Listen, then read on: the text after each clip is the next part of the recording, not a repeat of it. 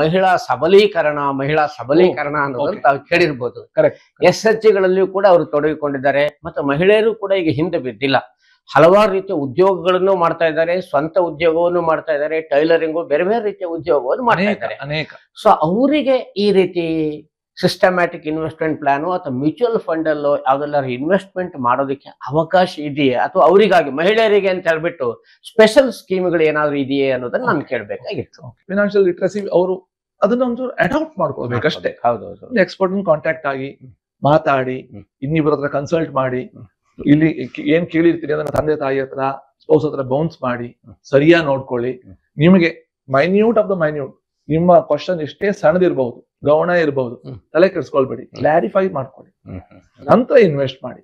Investment ಮಾಡೋದು same planning, settle ಅದ್ರಲ್ಲಿ ಏನು ಚೇಂಜಸ್ ಇರೋದಿಲ್ಲ. ಬಟ್ ಅವ್ರು ಇದೊಂದು ಮೂರ್ನಾಲ್ಕು ಶಿಫ್ಟ್ ಗಳು ಇರ್ತಾವೆ ಫ್ಯಾಮಿಲಿಲಿ, ಅದನ್ನೊಂಚೂರು ಸರಿಯಾಗಿ ಪ್ಲಾನ್ ಮಾಡ್ಕೊಳ್ಬೇಕು. ಆಮೇಲೆ ಔಟ್ಸೋರ್ಸ್ ಮಾಡ್ಬೇಡಿ ಕೆಲಸವನ್ನ, ನೀವು ಖಂಡಿತ ಮಾಡ್ಲಿಕ್ಕೆ ಆಗತ್ತೆ. ರೈಟ್ ಬಿಹೇವಿಯರ್ ಮಾತ್ರ ಆಲ್ರೆಡಿ ಇದೆ, ಇದನ್ನ ಅಡಾಪ್ಟ್ ಮಾಡ್ಕೊಂಡ್ರೆ ಆಯ್ತು, ಅಷ್ಟೇ ರಿಕ್ವೈರ್ಮೆಂಟ್ಸ್. ಸಂಪೂರ್ಣ ವಿಡಿಯೋವನ್ನು ನಮ್ಮ ಯೂಟ್ಯೂಬ್ ಚಾನೆಲ್ನಲ್ಲಿ ವೀಕ್ಷಿಸಿ.